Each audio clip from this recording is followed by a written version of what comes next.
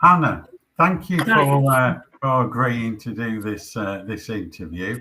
I thought it'd be useful, especially as you've been through the process now of adopting an environmental policy and then auditing your company to see where environmental improvements could be made. So to start with, I thought it'd be interesting to know, did you find the process helpful in looking across your business? Yes, very much so. I don't think there's anything like it in the funeral profession that I could find. And obviously, we'd got to a point where we wanted to be greener. We had an eco hearse, pioneered in 2013. That was sort of the real beginning of our commitment, I suppose. I think we've always done a lot in the background, but that was a big, obviously big financial commitment and operational commitment from the company. And I think we were just needing to formalise our agenda on the greening of funerals. And we've always really pushed for eco funerals, but obviously it's really important that we offer everything, and anything to what people choose. But that has always been our sort of part of our brand and our values. So yeah, we've been looking for something to formalise the process and our commitment, and to recognise our commitment, I guess. So the whole process from meeting you has really sort of taken us forward formally as a company, from having a policy, a PDF, to actually a full commitment of an audit and an improvement plan. That's good. And with the audit, obviously it's a structured process, as I'm sure it is, with any other schemes. And did you find that useful? And did it sort of take you into parts of the business where perhaps, it's not so obvious, like the eco hearse, where you clearly were leading the way? This is sort of, I'm just thinking like more the back office and those sort of areas, which perhaps aren't so obvious as areas where you can green the business. Yeah, absolutely. I think it's focused our minds and made us really evaluate what we already do and actually where we need to do better. It's obviously very in depth, and it did take a lot of work for someone like me, but I could do that. So it is a commitment, but I think it's one we just have to all be doing. Whether we like it or not, we have to be doing it. And I think, the areas that were new to us that we sort of focused on through the questions asked were, things about, water usage from, in our toilets. We would never have thought about that, and putting in something to measure the water usage, for example. We were already doing things like shredding our paper, so that everything's always very confidentially destroyed, but we've always reused that in the pillows and the coffins for the deceased. So we've been doing that for years, but hadn't actually really acknowledged, or taking batteries to recycling centres instead of just putting them in the bin. We've always done that. Never really just thrown things away. That's always been our sort of ethos, but I don't think we'd formally addressed it or recognised it until now. And do you think this, taking those steps and looking at how biodiversity in the community, do you think that helps as well with the business when you think how it interacts with the community and your environmental work, letting the community know what you're doing? Yeah, I think that's where we've really been lacking, and I don't think we've thought that far. In the wider, we're very linked to our community. Obviously, we're community led. I mean, we are nothing without our community. But I think on this aspect, we hadn't thought of joining it up.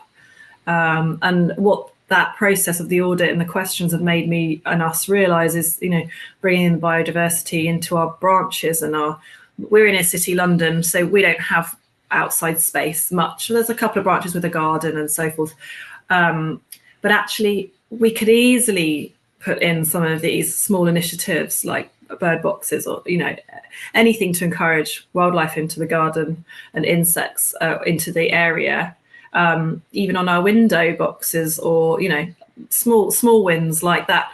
So being able to talk to the community, or maybe even get them to come and help do some stuff with us, and therefore come and see our premises and maybe open up to them and use that as a sort of way of putting us on their agenda and making them think about us as not just this very established independent funeral business that's been going obviously a very long time and is quite well known, but actually we are sort of forward thinking, and we put the work in, and we want to work harder, particularly for the environment. Yeah, I think that's some really good points there. And I think it's important because your families will be coming from your community, won't they? So if they know your ethos and the culture of your organisation, and it reflects their ethos, when they arrive, then they'll be able to ask for choice. And part of the audit is giving families choice, because that's the most important thing. It's not about forcing people down a particular way, forcing them to have particular coffins or particular types of funerals. It's make them aware of the options and then letting them choose. And do you feel that those two would go together, sort of working with your community, and then when they come in, offering that choice? I think absolutely, and I do think the funeral directors working with us, our amazing team, I think that they really do that already.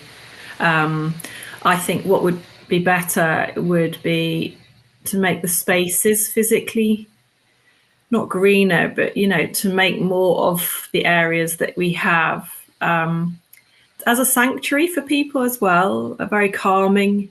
Why not use this actually as a really lovely way? And I think other FDs are probably, some of them are doing this, but to use plants more, even the inside plants if we haven't got an external space, but actually to green up our premises a bit. Why not actually? Why not? And actually that sets the agenda, doesn't it? It shows that we are thinking about it, but it's also we all know the facts and the research about greening of spaces is much better for our mental health and our physical health. So we should be doing that in our premises. I think that's a responsibility we can follow up with. It's quite exciting, I think. Yeah, I agree with that entirely. I think it's very exciting. I think as well, when you touch on there, greening the space you've got, it's about that pragmatism, isn't it? Where we can all be doing something. We can, taking those small steps, which together, across the whole community, funeral directors, suppliers, crematory, cemeteries, if we all do our bit, times that by 600,000 deaths approximately a year, it can make a huge difference. You mentioned their teams, your team. How have your team reacted to the audit and what you've been doing? They've been quite interested actually, and interestingly, last week we had a all staff operational meeting, which was one of the first. We haven't done it for a long time. It'll be the first of many. We're going to do it quarterly now, just to improve our internal communication with everybody and each other. And that was one of the things we sort of talked about and announced, and some of the funeral directors would like to see the improvement plan from you. So we've already shared that because they're interested in doing better. We've now received gold, but why shouldn't we get platinum, and what could we be doing to better ourselves? So I think people are at different levels. I think, personally, it's not on some people's agenda, and others it is. But it's for us to sort of align that, I think, together. Yeah, absolutely. And do you think there's any impact on cost savings when you carry out these reviews and on sort of your clients, ISOF, everybody? We know that, but in particular around cost savings.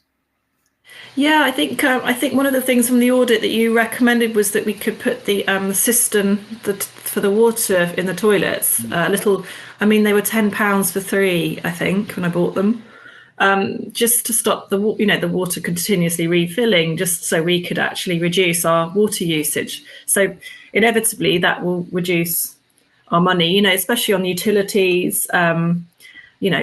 We've already sort of got automatic sensors and things like that to stop lights being on continuously. So we do a lot of that, but it's made us think about, our IT equipment being on more than, we've got standby set, I think. But yeah, there's cost savings for sure. Good. And so overall, was the process difficult, challenging? Would you recommend it? And again, I would stress, there are other systems out there, ISO 14001 B Corp. There's other things out there, but it's all about doing something for the environment. So I just wonder, carrying out that audit across the business, would you recommend it? I would, because it's funeral profession specific, focused. We work in a very niche profession. Most people haven't experienced a death or a funeral until they come to us. It's not something they do every day. They're not consumers of funerals, until they're probably later in life, maybe, but they don't know what to expect. And I think it was quite intense. It was thorough, but I think it has to be rigorous, doesn't it? Yes. And that's what makes us take it seriously. Not everybody has a me in the company to give the time to it, but I'm sure people can commit to it. It was difficult just in terms of collating the information. I had to work with about 6 different colleagues to get that information together. But actually, that's quite collaborative, and we sort of talked about that as a way of working together, as an example of how we can communicate better across the company and share information. So I think that can only be a good thing. But it did take time. Yes. It will take time. Yeah. But I think it doesn't have to be done all at once, does it? No, you helped answer questions as we, as I went through it. It probably took me, it took me a good few weeks on and off. I mean, not full time, obviously, but that was the sort of the reality of my resource. Yes, I think it's important, isn't it, that if you invest your time in it, it's got to be meaningful. It's not giving your time and then have something which is going to be easily discredited as greenwashing. So yes, and I think also we were, when we talked to you originally, this was the first part of looking at B Corp later. And it wouldn't be time wasted. We'd use all of this in the application for the B Corp status, which is kind of where we want to also get to. But obviously, B Corp isn't just set up for the funeral profession, so this is why it doesn't have to compete. It can work together, from what I've understood so far. I mean, I'm still learning. We're all still learning. Absolutely, I think we're all on the journey, aren't we? I think that's a really important point. We're on that journey of transitioning to somewhere greener, whether it's in our work lives, our home lives, wherever. We've got to get to somewhere better, but it's not going to happen overnight. It's no use gluing ourselves to a hearse or something. You might get a lot of publicity, as some people do, but it doesn't produce anything positive. So on that point, I'd just like to thank you for taking your time, and congratulations on getting your Gold Award. Well, thank you, and I should say it's been very supportive actually as well, and providing the evidence was good and doable. It was a screenshot of an email, or you make it doable. So so it's been very supportive and insightful. It's focused our minds. So thank you. No, thank you, and thank you for taking the time out today to record this short presentation. You're welcome. Thank you.